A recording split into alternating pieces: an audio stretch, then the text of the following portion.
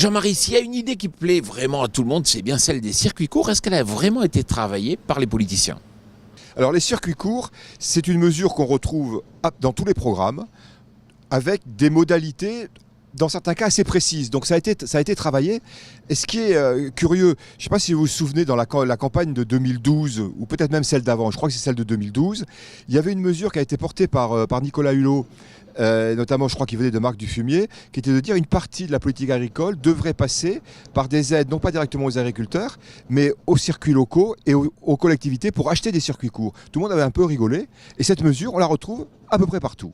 À peu près partout. Il y a parfois des obligations, 50% d'approvisionnement dans la restauration collective venant de bio ou de circuits courts. C'est des mesures qu'on retrouve assez souvent.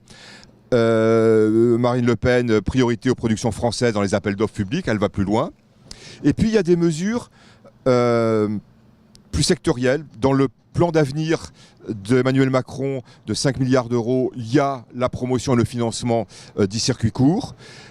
François Fillon propose des mesures très précises, notamment que les circuits courts soient soutenus par un crédit d'impôt, qu'on puisse payer des produits locaux avec des chèques déjeuner. C'est une mesure, il y a pensé, mais je pense que tout cela pourrait la reprendre. Benoît Hamon propose 50% de repas bio dans la restauration collective. Et un des candidats, je ne sais plus lequel, parce que c'est pas clivant, propose une TVA réduite pour les produits bio en circuit court. Donc on voit qu'il y a une créativité et c'est une demande du consommateur, donc ils y ont passé un peu plus de temps là-dessus. Tout le temps qu'ils n'ont pas passé sur l'export, ils ont passé sur les circuits courts. Jean-Marie, à demain, mais je rappelle que si les politiques étaient sérieux, vraiment, ils s'intéresseraient beaucoup plus à l'agriculture.